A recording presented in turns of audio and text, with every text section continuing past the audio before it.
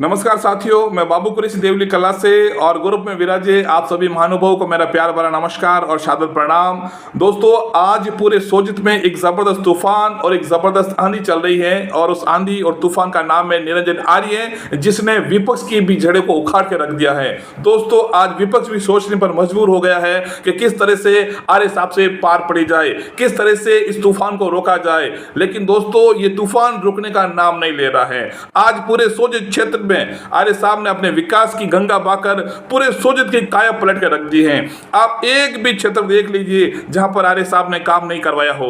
आप देखिए, चाहे शिक्षा ले लीजिए, चाहे चिकित्सा ले लीजिए, चाहे सड़क निर्माण ले लीजिए, चाहे इलेक्ट्रिसिटी ले लीजिए, हर क्षेत्र में आर्य साहब ने सोजित में विकास की गंगा बहाई है और हर क्षेत्र में आर्य साहब ने काम किया है।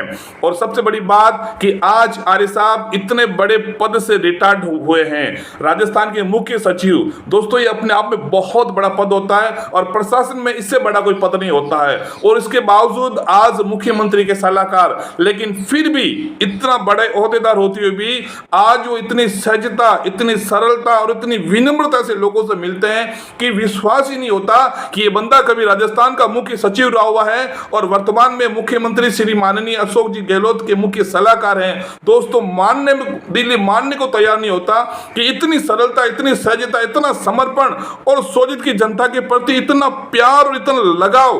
दोस्तों, बड़े बड़े दिग्गज, बड़े बड़े नेताओं की आर्य साहब ने नींदें उड़ा दी हैं कि आप अब आर्य साहब से कैसे पार पड़ी जाए। मेरे दोस्तों, आज एक छोटे से अधिकारी से मिलने पे भी हमारे पसीने छूट जाते हैं और वो सीधे मुंह हमसे बात नहीं करता है। लेकिन इतनी बड़ी पोस्ट पर रहते हुए भी आज जो समर्पण, सजता और सरलता से, आत्मीयता से जो आर्य साहब मिल रहे हैं, वो ये बताता है कि असल में हमारे असली मसीहा और असली हमारे जो सोजित के वारिस हैं वो आर्य साहब हैं। आर्य साहब आम जनता के लिए काम करते हैं, आम जनता के दुख दर्द को समझते हैं और उनका निस्तारण करते हैं। सबसे बड़ी बात है कि आर्य साहब में मैं कई सालों से राजनीति में हूं और कई छोटे बड़े नेताओं के साथ मैंने भी कई वर्षों काम किया है, लेकिन आर्य साहब के पास एक दिखावा नहीं है। आर्य साहब ऑन द स्पॉट काम करते हैं। आप कोई भी छोटे से छोटा, अदना से अदना कार्यकर्ता भी आर्य साहब के पास जाता है। सबसे बड़ी बात है, उनके बीच में कोई मीडिएटर नहीं है। आप डायरेक्ट आर्य साहब से बात कर सकते हैं, अपनी समस्या रख सकते हैं और आपकी समस्याओं का इमीडिएट निवारण आर्य साहब करते हैं। ये मैं चैलेंज के साथ कहता हूं। हर बंदे का आर्य साहब काम करते हैं, हर बंदे का काम करते हैं। दोस्तों, सुबह से शाम तक वो सोजित क्षेत्र के लिए लगे हैं, वो आपके और मेरे लिए लगे हैं। वो ये सोचते हैं किस तरह से आज आर्य साहब को पद प्रतिष्ठा की इच्छा नहीं है। आज लक्ष्मी का दिया हुआ, भगवान का दिया हुआ सब कुछ उनके पास है। उन्हें चिंता है किस तरह से मैं हमारे इन कमजोर तबके, पिछड़े हुए वर्ग के लिए काम कर सकूं और किस तरह से मैं सोजित का चौमुखी विकास करा सकूं और किस तरह से मैं लोगों का, आम जनता को ऊपर उठा सकूं। इसके लिए आर्य साहब काम कर रहे हैं। मेरे भाई, अब हमें समय है, अब हमारा समय आने वाला है। अब जो आर्य साहब ने हमारे लिए काम किए हैं वो हमें ब्याज सहित उनका हिसाब चुकाना है। दोस्तों, ब्याज सहित, और उनका हिसाब चुकाने के लिए हमें इस बार चुनाव में आर्य साहब का कंधे से कंधा मिलाकर साथ देना है। और मैं दावे के साथ कह सकता हूं कि इससे बड़ा मसीहा आपको नहीं मिलेगा, इससे बड़ा सोजित का वारिस आपको नहीं मिलेगा, जो आम जनता और उनके दुख तकलीफों को सुनकर हारने वाला। दोस्तों, मैंने आज तक ऐसा नेता नहीं देखा। नेता कैसे होते हैं? नेता होते हैं लुभावने वादे करने वाले। आपको लुभावने वादे देंगे, आपको जैसे मिलेंगे, लेकिन आर्य साहब की छवि बेदाग छवि है। दोस्तों, उनके ऊपर किसी भी प्रकार का आरोप नहीं है। आज इमीडिएट वो लोगों के काम करते हैं। मैं तो कहता हूं, कांग्रेस तो छोड़िए, कई मेरे जो विपक्ष के भाई हैं वो भी आर्य साहब के पास जयपुर जाकर अपने पर्सनल काम करवा रहे हैं, जिसका मैं साक्षी हूं। दोस्तों, आर्य साहब कांग्रेस के काम नहीं, वो तो विपक्ष के भी काम करते हैं। उनके दर पे जो भी जाता है, उनके पास कोई भी जाता है, अपनी तकलीफें देके जाता है, अपना दुख लेके जाता है। वो ये नहीं पूछते कि तुम किस पार्टी को, वो सिर्फ यही पूछते हैं कि आपकी तकलीफ क्या है, आपका दुख दर्द क्या है, मुझे बताइए, मैं उसको सोल्व करता हूं। और इमीडिएट वो सोल्व करते हैं। दोस्तों, ऐसा बड़ा मसीहा, इतना गरीबों का, कमजोरों का, आम जनता का दुख समझने वाला हमें नहीं मिलेगा। हम बहुत लकी हैं। आज सोजित छोड़िए, आर्य साहब राजस्थान के किसी भी विधानसभा में जाकर खड़े होते हैं, उनको कोई भी वहां पर रोकने वाला नहीं है। आज ये बंदा राजस्थान में नहीं दोस्तों, पूरे भारत में चर्चित है।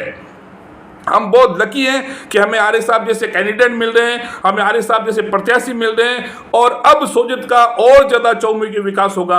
आप सोचिए, आरिफ साहब अभी चुनाव जीते नहीं है, इसके बाद भी आरिफ साहब ने इतना सोजित की काया पलट के रख दी है। तो सोचिए, जब आरिफ साहब चुनाव में विजय होंगे, लाखों मतों से विजय होंगे, उस समय हमारे सोजित का क्या नक्शा होगा, आप और हम एक कल्पना कर सकते हैं। बस मेरी आपसे इतनी विनती है कि अब विपक्ष बौखला गया है, वो आरिफ साहब पर मनगढ़ंत आरोप लगा रहा है, और आने वाले समय में आपको एक से एक बढ़कर ऐसे आरोप मिलेंगे, मनगढ़ंत आरोप मिलेंगे, जिसमें 1% भी सच्चाई नहीं होगी। बस आपसे रिक्वेस्ट है कि जो भी वो आरोप लगाए, आप शालीनता रखिए, संयम रखिए, और उस आरोप की सच्चाई तक जाने की कोशिश कीजिए और उसका रहस्य पता कीजिए। आपको लगेगा कि आरिफ साहब पर लगे सारे आरोप बिल्कुल मिथ्या और झूठे होंगे। और दोस्तों, हमेशा बेदाग छवि पर ही कीचड़ उछाला जाता है, जो छाप छवि का बंदा होगा उसी पर आरोप लगाए जाते हैं, और ऐसे आरोप आने वाले समय में बहुत लगेंगे दोस्तों। क्यों? क्योंकि आरोप लगाने के पैसे नहीं मिलते हैं, आरोप तो ऐसे ही लगा सकते हैं। तो हमें ये संयम रखना है और हमें मजबूती के साथ दिल से आरिफ साहब का साथ देना है, कंधे से कंधा मिलाकर हमें काम करना है, और इस बार विपक्ष को बता देना है कि हम सोजित का इतिहास बदलने वाले हैं। कई बरस के बाद इस बार सोजित का इतिहास बदलेगा, और इस बार सोजित में कांग्रेस काबिज होगी, और हमारे आरिफ साहब 1 लाख से भी ज्यादा मतों से विजय होंगे। ये हमारा दृढ़ संकल्प लेकर हमें काम करना है। बस इतना ही मैं कहना चाहूंगा कि हमें जो नेक शख्सियत मिली है, हमें जो फरिश्ता मिला है, हमें इनकी कदर करनी है, और हमें ऊपर वाले का एहसान मानना है कि हमें ऐसा एक फरिश्ता दिया है, एक ऐसा मसीहा दिया है, जो हमारे दुख तकलीफों को समझकर उसको हरने की कोशिश करता है। अंत में मैं ये कहना चाहूंगा दोस्तों कि बस तैयार हो जाइए, कमर कस लीजिए, और ऐसे मनगढ़ंत आरोपों पर बच जाइए, उनकी सच्चाई को देखिए, और ऐसे आरोप आगे